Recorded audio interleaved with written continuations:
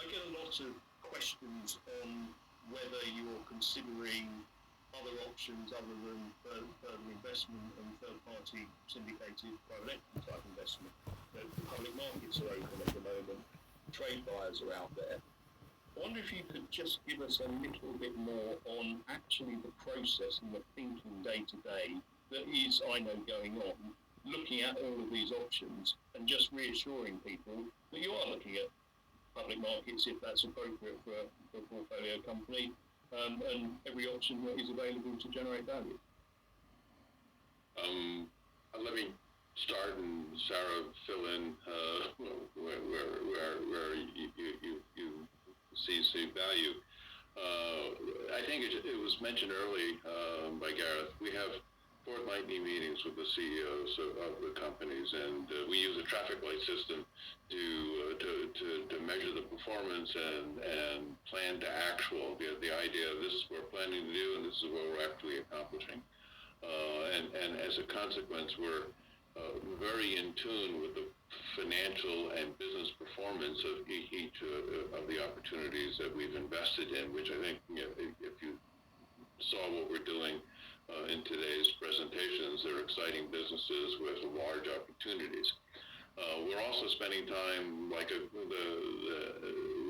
meeting and presentations that we did with Live Room to address institutional investors, and the idea of presenting the portfolio and presenting the Tern opportunity to institutional investors these are the folks who would be the cornerstones of any public offering or any sort of capability that might exist to generate a return on our investment that would provide a return to our shareholders. So we're actively in both the market talking to folks that are cornerstones and interested in looking at the new young companies that have investable public market appeal.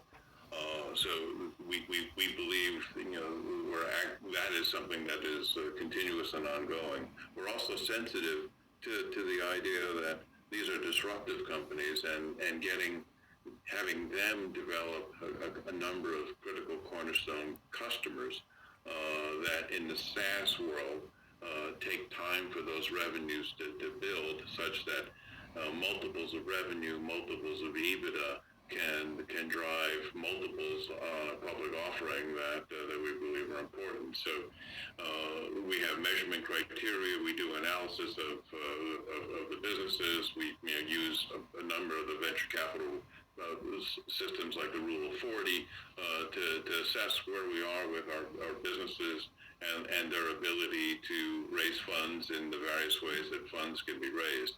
And also, besides the public markets, there are the M&A activity, the trade sale kinds of things, which are more lucrative in many ways because you're dealing with one cornerstone.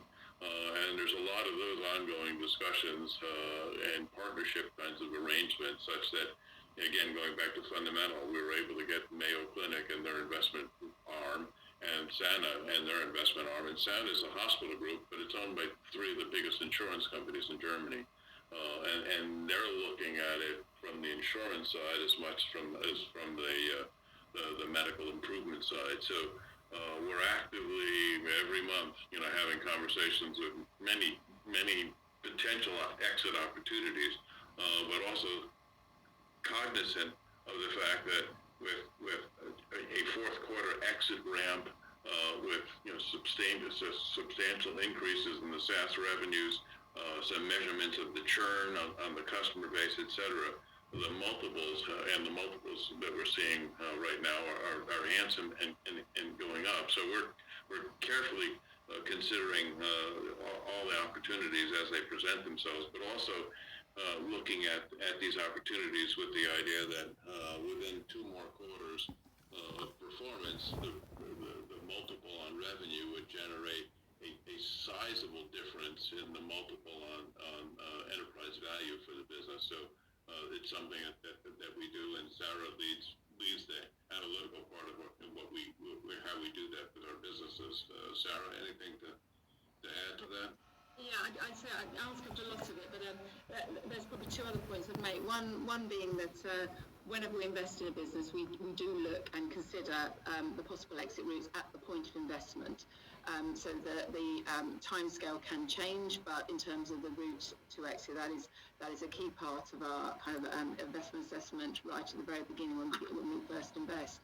And then timing is key. The timing is key, as Al touched upon. It's making sure you have those key market customers in place, that you have the right level of annual recurring revenue in place for in terms of driving value for these businesses.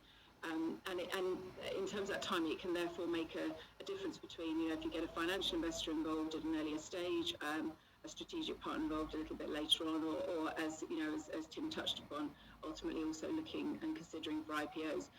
We look at all those with the real focus on ensuring that we kind of maximise return for our shareholders when we do actually move towards an exit. Excellent. Well, I think that's probably a good point to wrap it up.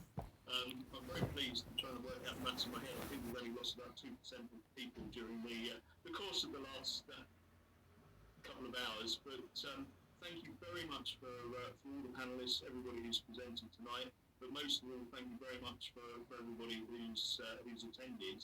I know we haven't managed to address every single question that's been asked, but anybody who has got further questions, please address them to me via Tern at investor-focus.co.uk, and as always, we'll endeavour to come back to you with answers. But I found it fascinating this evening, and hope everybody else has. So thank you very much, everybody, and enjoy the rest of your evenings. Thank you, Tim, and thank you all for attending. We at Tern really appreciate your interest. Thank you, everybody.